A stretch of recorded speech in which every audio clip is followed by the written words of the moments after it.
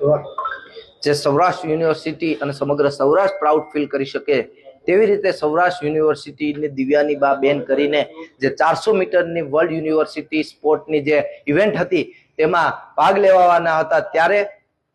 તંત્રની ઘોર બેદરકારી અને કિક યુનિવર્સિટીના ભ્રષ્ટાચારના હિસાબે આ વિદ્યાર્થીની આ ઇવેન્ટમાં ભાગ ના લઈ શકી. હું ખાતરી સાથે કહું છું કે જો આ બેને એમાં ભાગ લીધો હોત, એની મહેનત જોઈને હું કહું છું કે તો આ સૌરાષ્ટ્ર યુનિવર્સિટી અને સમગ્ર દેશનું નામ રોશન કરત એ ઇવેન્ટ જીતીને. પણ ક્યાંક ને ક્યાંક આપણે સૌરાષ્ટ્ર યુનિવર્સિટીની પણ ભૂલ એ રીતના ગણી શકાય કે સૌરાષ્ટ્ર યુનિવર્સિટી ઠેક લગી ફોલોઅપ લેવું જોઈએ, એ ફોલોઅપ લેવાનું નથી. અમને માહિતી મળી એ મુજબ જો આ સરકાર ખેલસે ગુજરાતની વાતો કરે છે, કરોડો રૂપિયા વાપરે છે, માત્ર ને માત્ર વાતો કરે છે, પણ જો આ સરકારે પણ થોડું ઘણું ધ્યાન દીધું હોત તો આ બેન એ ઇવેન્ટમાં ભાગ લઈ શકત, સમગ્ર દેશ અને સૌરાષ્ટ્રનું નામ રોશન કરી શકત. પણ દુઃખની બાબત છે કે આ બેન ભાગ આ તંત્રના હિસાબે ના લઈ શક્યા. અને બીજો મુદ્દો અમારો હતો કે સૌરાષ્ટ્ર યુનિવર્સિટીના સ્પોર્ટમાં ખૂબ એક મોટો ભ્રષ્ટાચાર ચાલુ છે, તો કાયમી સૌરાષ્ટ્ર યુનિવર્સિટીમાં શારીરિક શિક્ષણ નિયામકની ભરતી કરવામાં આવે અને જે ભ્રષ્ટાચાર છે એ બંધ કરવામાં આવે. હવે આ ઇવેન્ટ બીજી વખત આપણે આ બેનને એમાં નથી ભાગ લેવડાવી શકતા, પણ આવનારા દિવસોમાં કોઈ વિદ્યાર્થી જોડે